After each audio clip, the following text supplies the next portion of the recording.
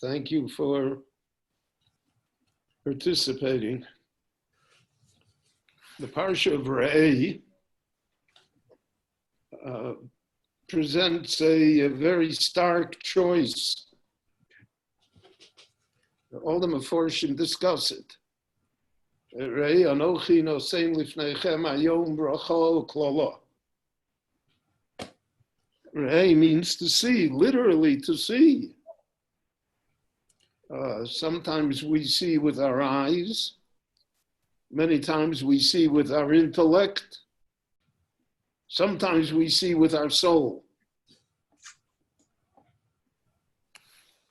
Rashi says when he wants to discuss the ephod as to what the ephod looked like, so Rashi there says he has no tradition and that he can't figure it out from the psukim. But then he says, Libi Omer Li, my heart tells me that this is what it looked like. That it was this apron with two straps and a belt, etc. So Libi Omer Li is also a form of Re'eh. My heart tells me, so I see it. And we have that in the idiom in English all the time. Oh yeah, I see it. We're not talking about seeing anything. We're talking about understanding, appreciating, somehow grasping what the message is. So when the Torah says Re'eh, what does the Torah mean? So does it mean that you literally see in front of your eyes? Or does it mean that you'll understand? Or does it mean that somehow instinctively, through your heart and through your soul, you'll be able to see things as the Ribbono Shel Olam wishes it to happen? So the Meforshim say that all three are present here. Re'eh anochi nosein lifneichem hayom bracha u'klala. You can see that with your eyes.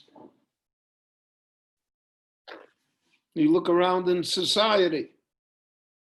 Look around at whatever the imperfections in the Torah world are, and they are present because we are human. And ein tzadik ba'aretz asher lo ya'aseh tov v'lo yechta. We don't have perfect people. So therefore, there are imperfections. But to use an example that was used in America,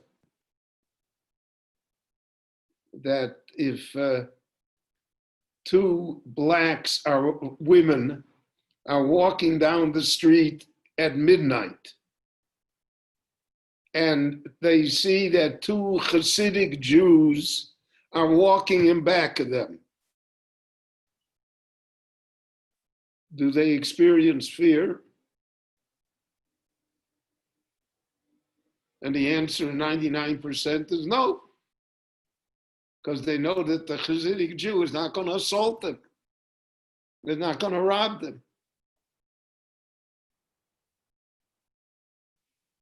But if the situation is, and this was brought out in articles in America, and I heard it from black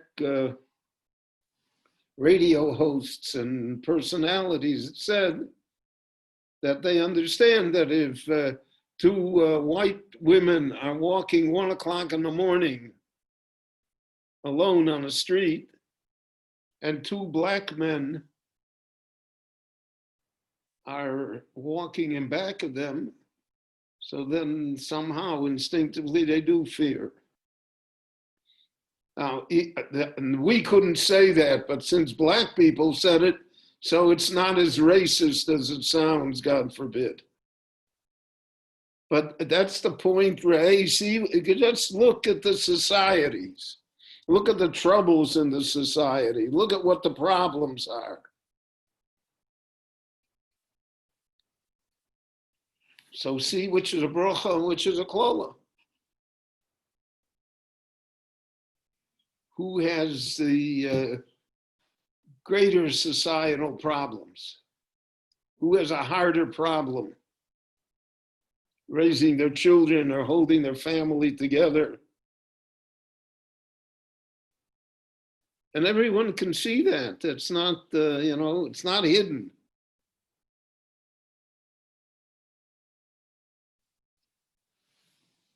So that's one kind of re'eh. You can see it. Just look around.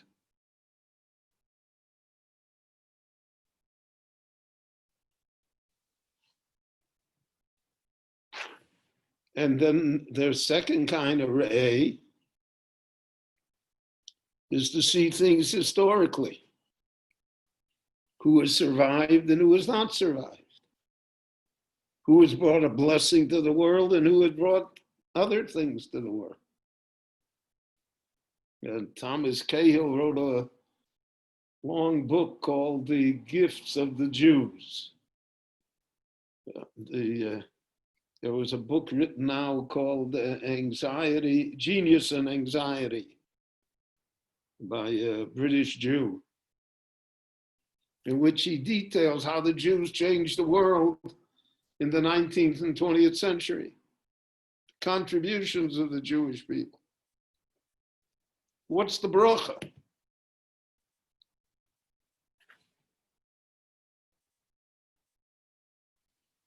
And also, what's the klola?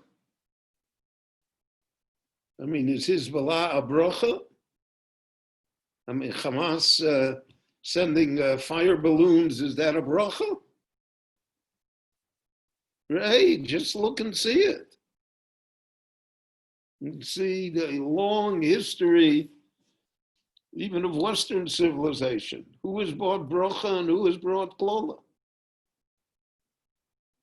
And those that observe the Torah or absorb Torah values, and even non-Jews who absorb Torah values. America was originally a Christian country. It was a country where the founding fathers knew the Bible. And that even those that were agnostics or even atheists, but they had absorbed the norms and ideas and ways and values that the Torah taught, that through the Jewish people have extended to all of the peoples of the world. So that's the second form of re'eh. The first one is look now. The second one is look at the past. Part of, I know that I'm biased on the subject, but being biased doesn't mean you're not correct. And the lack of the knowledge of history is an enormous detriment to society. You can't learn from the past if you don't know the past. And a great percentage, and not only that, that's not only that you don't know history, that falsify history. They teach the wrong history. Don't understand as to really what happened. And that's why tradition is so important, because history without Masorah, without tradition, is easily falsified. We see that again in Western society today, especially in America. A whole movement to destroy the United States because of the fact that its history doesn't match up to what it should. So we falsify histories. We're going to tear down statues, erase people from the book. Culture challenge. And unfortunately, that happens in Jewish life too. People are erased from the book like they never happened. Incidents that occurred are erased from the book like it never happened. So you can't know about the bracha and the klola because you don't know what happened. And I'm in the midst, believe it or not, of trying to write another book. So I haven't yet obtained the publisher. The book is almost 80% done already. Once you start to write a book, if it's, my experience has been is that if it's going to be a book, it starts to write itself after a while. You're there, but the book is just pours out of you. In any event, so there was an incident in the book. I mentioned it to one of the publishers. So he said, well, 90% of the young students in the Jewish world today not only don't know that that incident occurred, they won't believe that it occurred. So I told them, well, that's the purpose of the book. The purpose of the book is that they'll know that it occurred and that somehow it will have an influence on them. It will change their perspective even a little. But the publisher is interested in selling books. He's not interested, I don't know, and I don't blame them. And they're nervous about including the incident because of the fact that it may be a detriment to the sale of the book. So that a lot of what is on the market today and what we read, that's history, is not really true. Not really an accurate portrayal of what happened. And in our time, we're well aware of fake news. Well, there's fake textbooks and there's fake history professors and there's fake history. All of that, there's a lot of fake out there. I have the advantage, thank God, that the Lord has granted me years. So I remember I was witness to certain things and events in the Jewish world that today are completely falsified, or they're omitted as though they never happened. So when the Torah tells us Re'eh, the Torah wants us to see things historically accurate. And that's what Moshe will say later.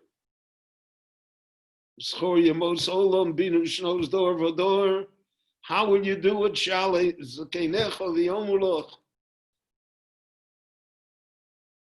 Ask people that were there. So now we can't ask anymore. That whole generation is gone. So you make up stories about it. And there's no limit to the stories that can be invented. And the third type of ray is the intuitive, intellectual understanding of, without, so to speak, having any footnotes or any resource material. It's what Rashi means when he said, Libi Omer Li, my heart tells me that this is what it was. Rashi never saw the ephod in his life, but he had an unerring picture of what it looked like. It was clear to him what it looked like. So too, bracha klola. What does a bracha look like to you? And what does a klola look like to you? That's a question that we always have to ask ourselves. Is this act that I'm going to do, is it going to fit into my pattern of bracha or not?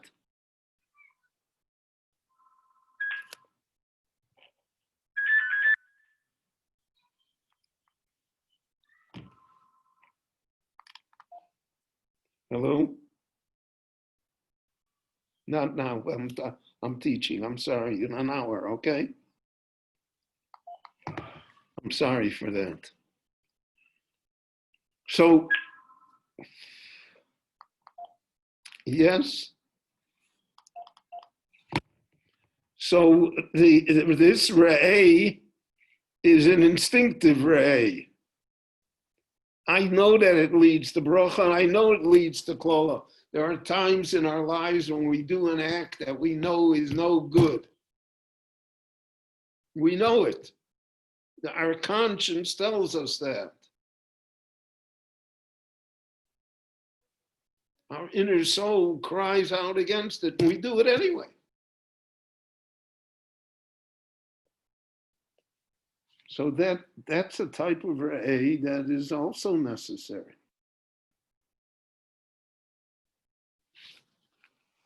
Do we feel comfortable what we're doing? So that's the re'eh, the three types of re'eh that appear. The re'eh of the current society that you look around, the re'eh of history, and the re'eh of intellect and intuition and your conscience, and what you really feel about things. Now the choice, the Meforshim all say, bracha or klola, the very harsh choice. Is there no middle ground? Is it either a bracha or a klola? Maybe it's, it's not such a bracha, but it's not such a klola. Why is it always this type of choice that the Torah presents before us? We'll see, it says, is that the only choice? Are they the only two choices? Is there not something in the middle?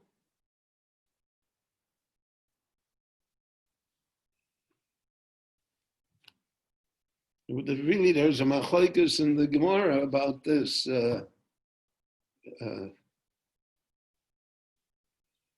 About how shall we treat Yom Tovim, Kula Hashem, or is it like Chol HaMoed? Is it Kula Chol?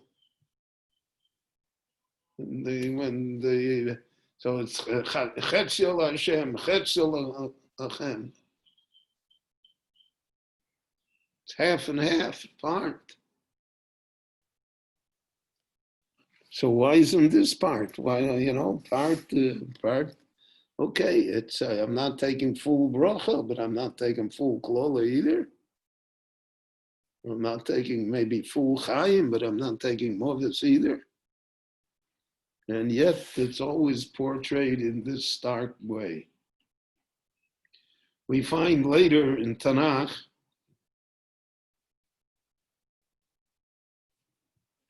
the famous incident of Eliyahu Hanavi at Har Carmel, where he has the encounter with the 400 false prophets of Baal that were supported by Yezebel. So what does the Navi say to the Jewish people? He says, Ad Mosai atem poschim al shnei asipim. How long do you think that in Yiddish you could say tanzen auf beide chasenes? How long do you think that you can dance on the two thresholds? He says, Im Hashem hu Elokim l'chu yivdo oso. If you believe in Hashem, then worship Hashem the way you're supposed to. V'im Baal hu Elohim. And if you think Baal is, okay, so then say it. But don't say that I am worshiping Hashem, but a little Baal never hurt. Somehow that also fits into my life,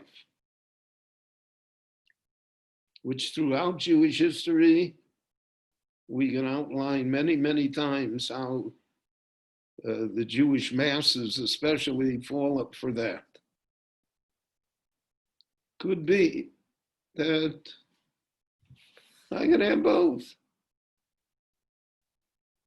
I can have a little Hashem and I have a little Baal too. The Baal won't hurt it. But inexorably, this has always led to destruction. Spiritual destruction. And that's what the Navi said to the people. If that's the way you want to treat it, you're doomed.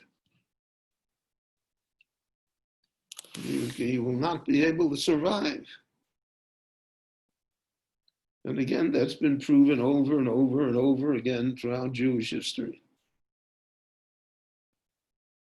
And the original people who came to reform Judaism in the 19th century, if they would stand up and be able to see what happened, they wouldn't have nachas. They wouldn't think that now that they were right. And the same thing is true. I mean, I think the conservative movement is probably the best example of it, of how the middle ground doesn't exist in certain things. And the moment you say that you're going to depart from the bracha, but you don't want klola, well, departing from bracha is immediately klola. It may take time for it to become evident, but it's an inexorable rule of Jewish life and Jewish history. There's no way out of it. And the Torah says, what is the esa brocha in Tishmil? The brocha lies simply in observance, and not in the reward. The Rebbeinu Shalom promises a reward of crops and prosperity and length of life, all the good things that we want. But that's not the reward. The reward is listening itself. That is the bracha. The bracha is, I'm doing God's will.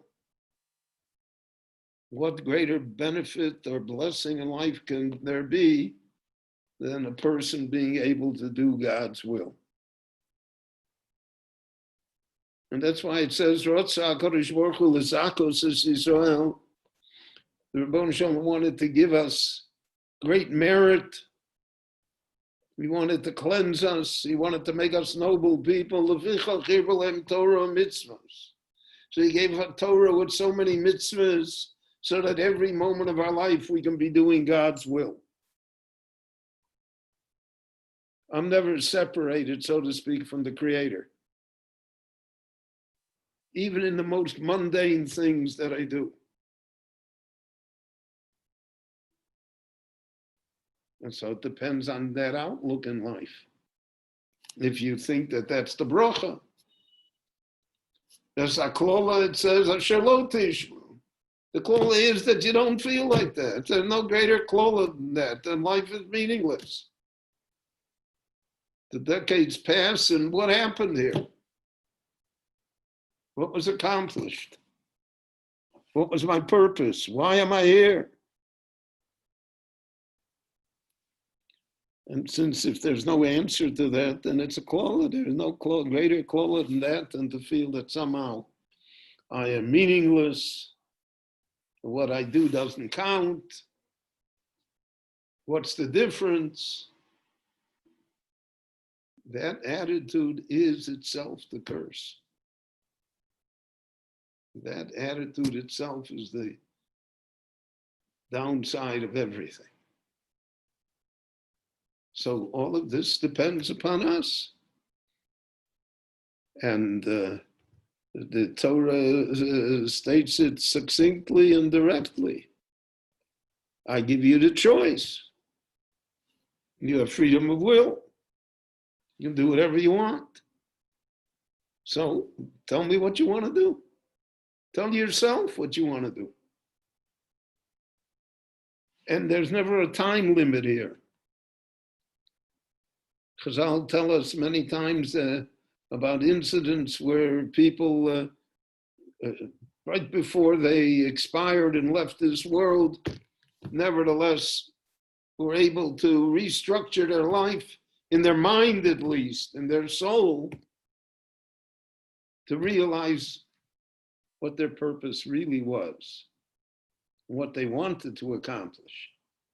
The Baal Shem Tov says in one of his famous aphorisms that in heaven they judge a person not only by what that person is or does, but by what that person wishes to be. What is his or her ambition? How do we see ourselves? And that's a constant challenge every day. When a Jew gets up in the morning, he should ask himself or herself, what mitzvahs can I do today? What comes to me? Who can I help? How can I help build a better society here in Eretz Israel? How can I expand Torah?